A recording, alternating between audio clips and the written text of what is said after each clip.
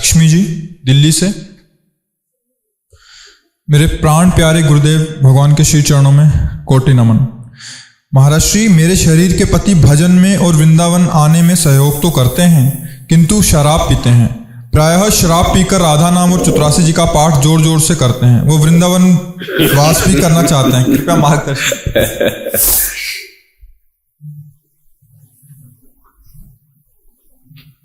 असत वस्तु को नहीं छोड़ पा रहे पर सत को पकड़ रहे हैं, इसलिए उनको हम प्रणाम करते हैं। असत वस्तु को ना छोड़ना उनकी आसक्ति और असमर्थता है, लेकिन सत वस्तु का आदर करना और सत वस्तु को स्वीकार करना ये उनका परम सौभाग्य है। वो ठीक हो जाएगा, उसमें अमंगल नहीं हो सकता। मान लो असत वस्तु मदिरा है, उसको नहीं छोड़ पा रहे कुप्रवृत्ति के कारण, पर उन्होंने राधा नाम स्वीकार किया है, श्री जी का जस, तो निश्चित आज नहीं तो कल सूर्य उदय होगा ज्ञान का और असत आदत खत्म हो जाएगी। श्री जी बड़ी कृपालु है, किसी तरह प्रभु को पकड़े तो उनका सद्भाग्य है, उनका सौभाग्य है, कोई बात नहीं है। आप ऐसे ही चलो, धीरे धीरे ठीक हो जाओगे, ठीक हो जाएगा। दवा लेने लगे ना, स्वस्थ हो जाएंगे, कोई परेशानी। यही तो खास बात है, जब हम बुराई नहीं छोड़ सकते तो अच्छाई क्यों छोड़े। इसमें खास बात यह है कि बुराई तो हम छोड़ नहीं पा रहे, तो हम अच्छाई पकड़े ही ना। ठीक है, हमारा कुसंग, हमारा दुर्भाग्य कि हम बुराई नहीं छोड़ सकते, पर हम श्री जी को भी नहीं छोड़ेंगे, प्रभु आपको भी नहीं छोड़ेंगे। अब आपको छुड़ाना, हम तो गले पड़ गए। ये भी एक भक्ति का अंग है, ये भी एक भक्ति का अंग, विशुद्ध नहीं कह सकते पर भक्ति का अंग है कि हम बुरे हैं, माना बुरे हैं, पर आपके हैं तो वो इतने सामर्थ्यशाली हैं, वो किसी भी रूप में आपको मुक्त करवा देंगे। जिस समय डॉक्टर पर्ची लिख के देगा ना कि अगर आप पिए तो गए, तो वही तो है, छुड़वा देंगे, कोई न कोई कारण बना देंगे, कोई न कोई विषय ऐसा रख देंगे, ठीक कर ले। बहुत बढ़िया डॉक्टर है ठाकुर जी। पर ये प्रशंसनीय बात है कि वो निंदनीय है, निंदनीय नहीं छोड़ सकते, पर हम प्रशंसनीय को क्यों छोड़ दें, तो ये सौभाग्य है। हाँ, कैस्यु पापी क्यों न हो, हरिवंश नाम जो ले, अलक लड़े तीरीज के, मैल खवाशी दे। धीरे धीरे सब ठीक हो जाएगा। बहुत से ठीक हो गए, बहुत से ठीक हो गए, बहुत से पतित महात्मा बन गए, केवल पकड़ा भगवान को। कोई महात्मा बन के भगवान को थोड़ी पकड़ता है, नहीं, भगवान को पकड़ने के बाद महात्मा बनता है। अपिचेत सुदुराचारो भजते माम अनन्य भाग, साधुरेव समंतव्या। ये भगवान की उदारता देखो। अपिचेत सुदुराचारो, सु माने होता सांगोपांग, सांगोपांग दुराचार करता, मतलब कोई कमी नहीं रखता, पर उसने एक मन में ठान ली कि भगवान के सिवा कोई हमारा रक्षक नहीं। भगवान कहते मैं महात्मा बनाऊंगा, मैं आज्ञा करता हूं, उसे मानो, महात्मा है। जैसे सूर्योदय होने के पहले ही अंधकार नष्ट हो जाता है, ऐसे ही भगवान की शरण होने के पहले ही ऐसे ज्ञान का प्रकाश भगवान करने लगते हैं। ये शुरू हुआ ज्ञान का प्रकाश, अभी ज्ञान उदय नहीं हुआ, उसका प्रकाश शुरू हुआ कि नशे में भी जहां माता बहनों की गालियां दी जाती, लड़ाई झगड़ा किया जाता, नालियों में पड़ा है, वो चतुरासी गा रहा है वो राधा नाम गा रहा है जीव, तो ये चलेगा आगे, धीरे धीरे ठीक हो जाए। अब ये नहीं कह रहे कि सब पियो और गाओ पर यदि वो नहीं छोड़ पा रहा तो प्रभु का नाम पकड़ लिया तो मंगल हो जाएगा। अब चेत सुदुराचारो भजते माम अनन्य भाग, साधुरेव सम्मंतव्या सम्यक व्यवसिता। ऐसा भगवान कहते क्षिप्रम भवति धर्मात्मा, उसे मैं शीघ्र धर्मात्मा बनाऊंगा। क्योंकि किसी भी तरह से भगवान को पुकारे जीव तो भगवान का अंश है ना, प्रकृति के आकर्षण से वो ये सब आचरण बन जाते हैं, माया के आकर्षण से, पर है तो भगवान का बच्चा ही ना, भगवान का ही तो अंश है ना। जिस दिन वो अपनी भूल मिटा दिया महात्मा बन गया। भूल ही तो है केवल एक, ऐसा नहीं है कि कोई कितना भी गिर गया हो उसको उठने का चांस नहीं। यही हमारे भगवान के दरबार की महिमा है, कितना भी गिर गया हो कोई, उठने का वो तब भी चांस है, क्योंकि भगवान का अंश, भगवान का बच्चा है, वो भगवत प्राप्ति का अधिकारी है यदि वो चाह ले तो बस किसी भी तरह प्रभु से जुड़े, उसका मंगल ही मंगल, पक्का मंगल ही मंगल, पक्का, इसमें कोई संशय नहीं। गीता वृंदावन से, गीता जी।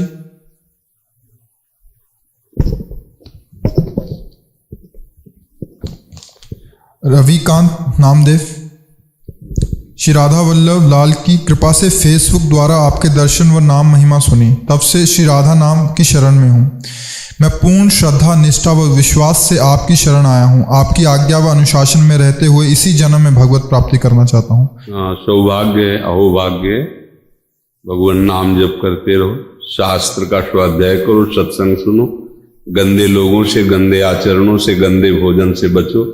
जो बुद्धि में प्रकाश हुआ है ना कि मैं इसी जन्म में भगवत प्राप्ति करना चाहता हूँ, ये बहुत जन्मों के पुण्यों का फल मिल गया। मानो कोई भी जीव संसार से जब मुक्त होना चाहता है तो व्यक्त और अव्यक्त सब महात्मा उस पर बिना मांगे कृपा करते हैं।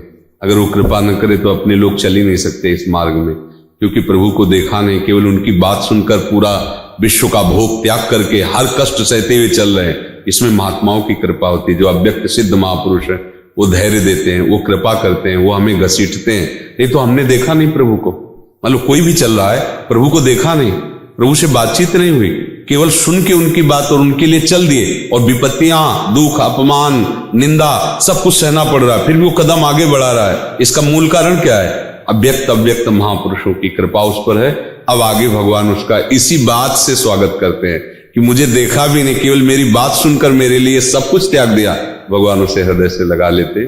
आप आश्रय लेकर भगवान का और भजन करो, प्रियालाल का शरणागत होकर वो भजन करो, जीवन की सार्थकता यही है। मनमोहन दास जी, महाराज जी आपके श्री चरणों में नमन। तालू में जीवा लगाकर मानसिक जप करने की विधि बताकर आपने महान उपकार किया है। इस निमित्त दास की ओर से भेंट ये श्लोक श्री हरिप्रिया जी का। मम नाम सहस्त्राणी राधा नाम सकृत स्मरः, जो जपेत सदा राधा न जाने तस्य किम फलम। खूब जपिए और आंतरिक हृदय से दैन्य रहिए।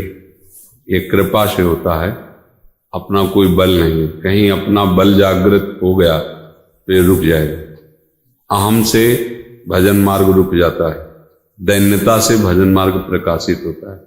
अगर आप राधा कह रहे हैं तो ये आचार्य की कृपा है, गुरु की कृपा है, धाम की कृपा है, तभी नाम निकल रहा है। इसलिए दैन्य रहिए, कभी उसका अहम जनित सुख मत लीजिए। अहम जनित सुख से फिर दोष दर्शन शुरू हो जाता है। हाँ नो, ठीक है। देखो इसमें एक बात समझना है, हम संतों के कृतज्ञ नहीं होते, हम संतों की अधीनता स्वीकार करते हैं। कृतज्ञता में होता है आपने किया,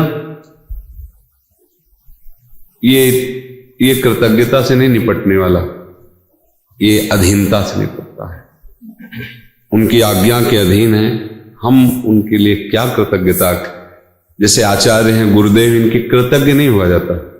ये तो हमारे प्राण है, ये तो हमारे जीवन है, ये हमारे प्राण और जीवन नाथ हैं। क्या कृतज्ञता, समझ में आया ना? कृतज्ञता दूसरों से, दूसरों के द्वारा किए हुए उपकार की कृतज्ञता। लेकिन ये उपकार थोड़ी, ये तो हमारे जीवन है। रसिक जन, गुरुजन, आचार्यजन, ये हमारे प्राण हैं, ये हमारे जीवन है।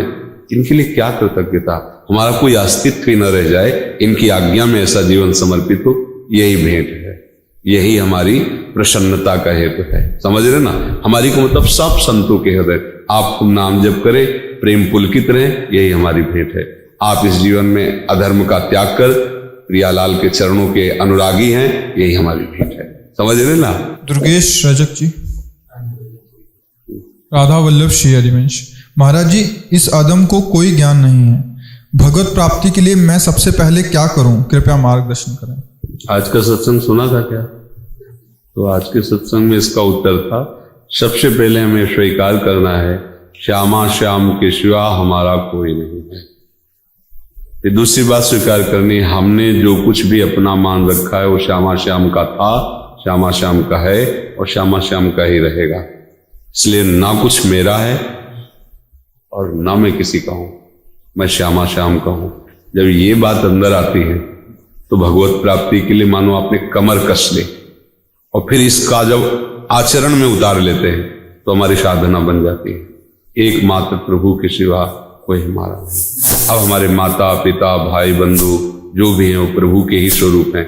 हमारा जो कर्तव्य उनके प्रति है प्राणपन से उस कर्तव्य को करे और यही मांगे कि हे प्रभु इस सेवा का फल हो कि आप प्रसन्न हो जाओ। इसी से भगवत प्राप्ति।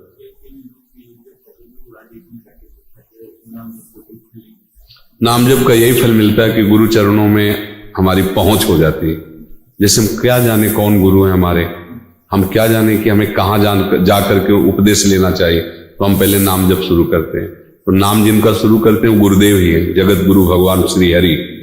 उनका जब हम नाम जप करते हैं तो वही हमें कृपा करके जिस रूप में स्वीकार करना होता वहां पहुंच जाते हैं। नाम जप का फल हुआ गुरुदेव की प्राप्ति, और गुरुदेव की प्राप्ति का फल हुआ नाम की आसक्ति। अब जी नहीं सकते नाम के बिना। ये कहते हैं नाम बेकार हो गया, तो बिल्कुल गलत बात है, किसी की बात मत मानना। नाम अविनाशी सच्चिदानंद में कभी बेकार नहीं हो सकता, कभी बेकार नहीं हो सकता, कभी किसी की ताकत नहीं। एक बार बोला राधा और इसको कोई नष्ट कर दे, ऐसा कोई पाप नहीं, ऐसा कोई कर्म नहीं, ऐसा कोई देवता नहीं। यह अमोघ अविनाशी सच्चिदानंदमय, समझ रहे हो।